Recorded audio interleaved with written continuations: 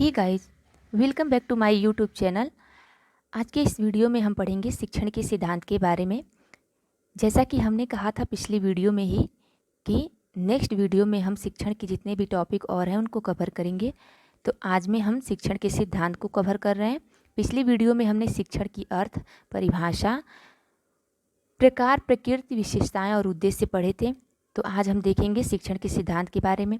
तो चलिए guys start करते हैं। शिक्षण के सिद्धांत निम्न प्रकार के होते हैं। सबसे पहले हम देखेंगे शिक्षण के सामान्य सिद्धांत। शिक्षण के सामान्य सिद्धांत शिक्षण को प्रभावशाली बनाने के लिए अनेक दार्शनिकों, शिक्षा विशेषज्ञों तथा समाजशास्त्रियों ने अनेक शोध तथा प्रयोग एवं गहन चिंतन किया है, जिसके फलस्वरूप शिक्षण के क्षेत्र में अनेक शोध एवं प्रयोग संपन्न किए गए।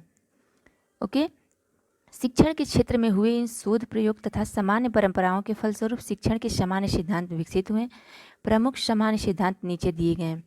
कहने का तात्पर्य यह है कि शिक्षण को प्रभावशाली बनाने के लिए हमारे विशेषज्ञों ने, दार्शनिकों तथा समाजशास्त्रियों ने बहुत सारे एक्सपेरिमेंट किए हुए हैं, बहुत सारे इन्वेंशन किए हुए हैं, जिसके फलस्वरूप शिक्षण के क्षेत्र में अनेक शोध और प्रयोग संपन्न हुए हैं। और शिक्षण के क्षेत्र में इन शोध प्रयोगों के फलस्वरूप ही सामान्य सिद्धांत विकसित हुए हैं, जिनमें से कुछ सिद्धांत हम देखने जा रहे हैं जो नीचे दिए हुए हैं। सबसे पहले है निश्चित उद्देश्यों का सिद्धांत। निश्चित उद्देश्यों के सिद्धांत में यहाँ काफ़ी कुछ दिया हुआ है, आप इसे स्क्रीनशॉट ले सकते हैं, पढ़ सकते हैं। मैं बस इसे एक्सप्लेन कर देती हूँ, ठीक है। निश्चित उद्देश्यों के सिद्धांत में सबसे पहले कोई भी पाठ्य वस्तु हो, कोई भी शिक्षा हो, उसे पढ़ने से पहले हमारा एक निश्चित उद्देश्य होना चाहिए कि वो पाठ्य वस्तु या शिक्षा हम क्यों ग्रहण कर रहे हैं, ठीक है। और उसका उद्देश्य जो है वो एकदम स्पष्ट, सरल और निश्चित होना चाहिए। यही इसमें दिया गया है कि निश्चित उद्देश्य का सिद्धांत, कि किसी भी कार्य को करने का हमारा एक उद्देश्य होता है। सरल और स्पष्ट शब्दों में, कोई भी कार्य हम करने जाते हैं तो उसका हमारा एक उद्देश्य होता है। बिना उद्देश्य के हम कोई कार्य सफल नहीं बना सकते हैं। उसी प्रकार बिना किसी निश्चित उद्देश्य के शिक्षण का होना भी नामुमकिन सा होता है। सेकेंड है हमारा अनुकूलता का सिद्धांत। अनुकूलता यानी कि फ्लेक्सिबिलिटी। अनुकूलता मतलब किसी भी परिस्थिति में ये खुद को ढाल लेते हैं। शिक्षक जो होता है इसमें अपनी सूझबूझ, अपने मानसिक स्तर के अनुकूल, आवश्यकताओं के अनुसार शिक्षण में परिवर्तन करता रहता है और छात्र के अनुकूल उसको बनाने का प्रयत्न करता रहता है। हमारी इसमें शिक्षण प्रक्रिया जो होती है, हमारे इसमें जो विषय वस्तु, पाठ्य वस्तु होते हैं, वो हमेशा फ्लेक्सिबल होते हैं, मतलब कि लचीले होते हैं। इनमें हम कभी भी कोई भी संशोधन करके छात्रों के अनुकूल इसे बना सकते हैं। तो हम नेक्स्ट चलते हैं सक्रियता का सिद्धांत। सक्रियता का सिद्धांत। सक्रियता का सिद्धांत यानी प्रिंसिपल ऑफ एक्टिवनेस। इसमें जो है शिक्षक और छात्र के बीच एक अंतःक्रिया होती है। जैसे कि छात्र को अगर कोई समस्या है तो वो शिक्षक से पूछेगा, शिक्षक से उसका समाधान निकालने की कोशिश करेगा। शिक्षक को अगर कुछ छात्रों को बताना होगा, पूछना होगा, तो वह छात्र से अंतःक्रिया करेगा। छात्र जितनी सक्रियता से सीखते हैं उतना इस शिक्षण अधिक प्रभावशाली बनता जाता है। नेक्स्ट है हमारा जनतंत्रीय व्यवहार का सिद्धांत। जनतंत्रीय व्यवहार का सिद्धांत मतलब कि प्रिंसिपल ऑफ डेमोक्रेटिक बिहेवियर। छात्र के व्यक्तित्व के विकास हेतु जनतंत्रीय व्यवस्था जो है उत्तम मानी जाती है। इसमें छात्र के व्यक्तित्व का विकास होता है, उसे स्वतंत्रता दी जाती है कि वो अपने बातों को स्पष्ट रूप से अध्यापक के सामने, शिक्षक के सामने रख सके, स्वयं चिंतन कर सके। इससे उनमें आत्मविश्वास की वृद्धि होती है, उनका आत्मसम्मान जागृत होता है। नेक्स्ट है हमारा पूर्वानुभवों का सिद्धांत। पूर्वानुभवों के सिद्धांत में शिक्षक सर्वप्रथम छात्रों से, बच्चों से ये जानने का प्रयत्न करते हैं कि बच्चों को पहले से कितनी जानकारी है उस विषय वस्तु के बारे में, उस टॉपिक के बारे में बच्चे पहले से कितना जानते हैं, ताकि शिक्षण प्रक्रिया आसान हो सके। नेक्स्ट है हमारा बाल केंद्रितता का सिद्धांत। बाल केंद्रितता के सिद्धांत का महत्व यही है कि इसमें छात्रों के, बालकों के आवश्यकताओं, रुचियों, अभिरुचियों तथा उनके मानसिक स्तर के अनुसार ही शिक्षा को व्यवस्थित किया जाता है, शिक्षण प्रक्रिया को बनाया जाता है, ठीक है। यह जो शिक्षण होती है वो बाल केंद्रित होती है। बच्चों को केंद्र में रख के उनके हर स्तर को देख के, सोच समझ के, उनके अभिरुचियों, रुचियों को ध्यान में रख के ही बनाया जाता है। नेक्स्ट है हमारा व्यक्तिगत विभिन्नता का सिद्धांत। व्यक्तिगत विभिन्नता के सिद्धांत में कोई भी बालक है, किसी भी बालक की रुचि, अभिरुचि, योग्यता, बुद्धि एक समान तो होगी नहीं, उनमें काफ़ी विभिन्नताएं पाई जाती हैं। तो इसलिए एक अच्छा शिक्षक जो होता है अपने शिक्षण को प्रभावशाली बनाने के लिए छात्रों की व्यक्तिगत विभिन्नताओं को ध्यान में रखने का प्रयत्न करता है, व्यक्तिगत विभिन्नताओं के स्तर पे ही उन्हें शिक्षा देता है। ठीक है, नेक्स्ट है हमारा वास्तविक जीवन से संबंध का सिद्धांत। एक शिक्षक शिक्षण के समय विषय वस्तु को छात्रों के जीवन से संबंधित करके पढ़ाता है। कोई भी टॉपिक जब हम पढ़ाते हैं तो उसको बच्चों के लाइफ से रिलेट करके बताते हैं, तो उससे बच्चे जल्दी समझ जाते हैं और जल्दी सीखने के साथ ही वो उन चीज़ों का भविष्य में आने वाले टाइम में उनका सही उपयोग भी कर पाते हैं। नेक्स्ट है हमारा समवाय का सिद्धांत, यानी कि सहसंबंध का सिद्धांत, प्रिंसिपल ऑफ कोरिलेशन।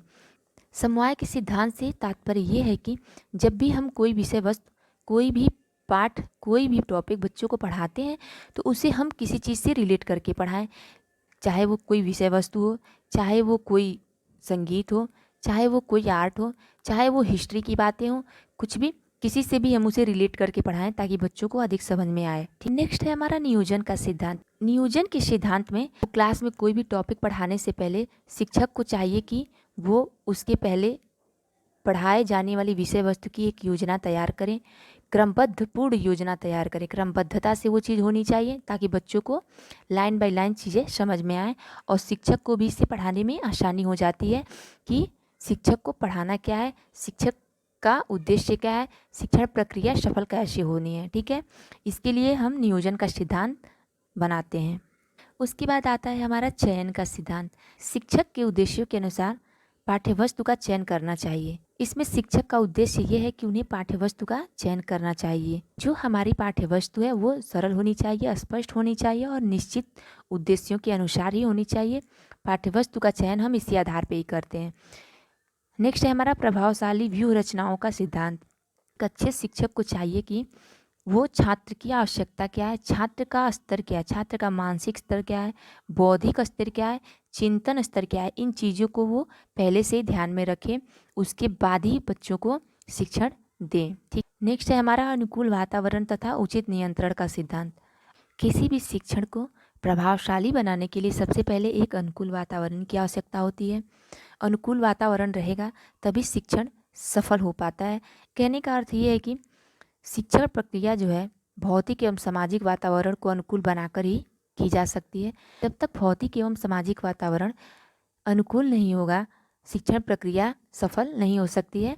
नेक्स्ट है हमारा उपचारात्मक शिक्षण का सिद्धांत। उपचारात्मक शिक्षण यानी कि प्रिंसिपल ऑफ रिमेडियल टीचिंग। सबसे पहले हम जानें कि उपचारात्मक क्या होता है। उपचारात्मक यानी उपचार, किसी भी समस्या का समाधान कैसे किया जाए। सबसे पहले शिक्षक छात्र की कमी, उनकी कमजोरियां, छात्र बार बार कहाँ गलतियां करते हैं उनका पता लगाता है, उनको सुधारने का प्रयत्न करता है, उनका उपचार करता है तथा कक्षा के स्तर में उन्हें, उन बच्चों को कक्षा के स्तर तक ले जाने का प्रयत्न करता है। वही हमारा उपचारात्मक शिक्षण कहलाता है। नेक्स्ट है क्रियाओं का सिद्धांत। क्रियाओं के सिद्धांत के अनुसार करके सीखना, यानी कि ये एक सबसे आवश्यक एवं सबसे महत्वपूर्ण विधि मानी जाती है जो कि प्रयोगात्मक विधि है। इसमें छात्र करके सीखता है जिससे चीज़ें उन्हें जल्दी समझ में आती हैं और काफ़ी समय तक उनके जहन में वो चीज़ें याद रहती हैं। नेक्स्ट है विभक्तिकरण का सिद्धांत, प्रिंसिपल ऑफ डिवीजन। इसमें शिक्षण को प्रभावशाली बनाने के लिए हम विषय वस्तु को छोटी छोटी यूनिट में, यानी कि छोटी छोटी इकाइयों में पहले डिवाइड कर देते हैं और फिर हर एक बिंदु का, यानी कि जब एक बहुत लंबी विषय वस्तु है, सबसे पहले हम उसे छोटी छोटी इकाई में अलग अलग करते हैं, डिवाइड करते हैं, फिर बच्चों को एक एक करके एक्सप्लेन करते हैं, एक एक करके पढ़ाते हैं, तो उन्हें चीज़ें जल्दी स्पष्ट रूप से समझ में आ जाती हैं। नेक्स्ट है हमारा सहयोग का सिद्धांत। सहयोग का सिद्धांत यानी कि प्रिंसिपल ऑफ कोरिलेशन। इसमें छात्रों के मध्य सक्रिय सहयोग की भावना होती है, एक दूसरे के प्रति सहयोग की भावना होती है, दूसरों की मदद करने की भावना होती है, जिससे कि अधिगम प्रभावशाली बनता है। नेक्स्ट है अभ्यास का सिद्धांत, अभ्यास का नियम या अभ्यास का सिद्धांत। ठीक है, प्रिंसिपल ऑफ रिवीजन। शिक्षक को चाहिए कि जो चीज़ें वो बच्चों को पढ़ाते हैं उनका रिवीजन करवाते रहें तथा बच्चों से पुनरावृत्ति करवाते हुए बच्चों का अभ्यास करवाते रहें, जिससे कि बच्चों को भूलेगा नहीं। ये रहा हमारा शिक्षण का सामान्य सिद्धांत। अब हम पढ़ेंगे शिक्षण के मनोवैज्ञानिक सिद्धांत के बारे में, शिक्षण के मनोवैज्ञानिक सिद्धांत के बारे में। ठीक है, तो चलिए देखते हैं। शिक्षा आजकल बाल केंद्रित शिक्षा का रूप ले चुकी है। यानी कि शिक्षा जो है आज इस समय की वर्तमान पीढ़ी की जो हमारी शिक्षा है वो बाल केंद्रित पर आधारित शिक्षा है। बाल केंद्रित शिक्षा का संप्रत्यय मनोविज्ञान की देन है, जिसका तात्पर्य है कि बालक की योग्यताओं, क्षमताओं, रुचियों, मानसिक स्तरों तथा उनकी आयु आदि के आधार पर शिक्षा प्रदान करना। बालकों के मनोविज्ञान को ध्यान में रखते हुए मनोवैज्ञानिकों ने प्रभावशाली शिक्षण हेतु अनेक सिद्धांतों का निर्माण किया है, जिनमें कुछ इस प्रकार है। तो चलिए देखते हैं। सबसे पहला है अभिप्रेरणा एवं रुचि का सिद्धांत, principle of motivation and interest. छात्र में जब मोटिवेशन होता है तो वो शिक्षण में अधिक इंटरेस्ट लेता है और एक शिक्षण प्रक्रिया जल्दी सफल होती है और अपने उद्देश्य को प्राप्त करती है। दूसरा है अभ्यास एवं आवृत्ति का सिद्धांत, principle of repetition and exercise. इस सिद्धांत के कहने से तात्पर्य यह है कि बच्चे जो अर्जित करते हैं, ज्ञान जो ग्रहण करते हैं, उनको बार बार रिवाइज करें, उनका एक्सरसाइज करते रहें ताकि उन्हें वो चीज़ें हमेशा याद रहें, बच्चे भूलें ना उस चीज़ को। तीसरा है तत्परता का सिद्धांत, प्रिंसिपल ऑफ रेडीनेस। इसमें छात्रों को जो कुछ भी पढ़ाया जाए उनके लिए उनमें मानसिक तत्परता अवश्य होनी चाहिए। मानसिक तत्परता अगर नहीं होती है तो छात्र जो होते हैं किसी भी चीज़ में इंटरेस्ट नहीं लेते हैं। तो उनके इंटरेस्ट के लिए सबसे पहले ये ज़रूरी है कि वो किसी भी चीज़ को लेकर तत्पर रहें, उस चीज़ को लेकर हमेशा रेडी रहें, उसे करने के लिए हमेशा इच्छुक रहें। फोर्थ है हमारा परिवर्तन, विश्राम तथा मनोरंजन का सिद्धांत। इस सिद्धांत के कहने का तात्पर्य ये है कि जब हम शिक्षण प्रक्रिया प्रारंभ करते हैं तो शिक्षण चलने के कुछ समय पश्चात छात्रों में अरुचि उत्पन्न होने लगती है, छात्रों का इंटरेस्ट खत्म होने लगता है, छात्र को वो चीज़ें समझ में नहीं आती हैं और छात्र बोरियत महसूस करने लगते हैं। इसके लिए शिक्षक को चाहिए कि शिक्षण विधियों में थोड़ी सी बदलाव करें। नेक्स्ट है प्रतिपुष्टि पुनर्बलन का सिद्धांत। पुष्टि और फीडबैक का तात्पर्य यह है कि हम जो कुछ भी बच्चों को समझाते, पढ़ाते, लिखाते या उन्हें बताते हैं, बच्चों को कितना समझ में आया है उसका हम मूल्यांकन करें। मूल्यांकन के लिए हम बच्चों से कुछ प्रश्न करें।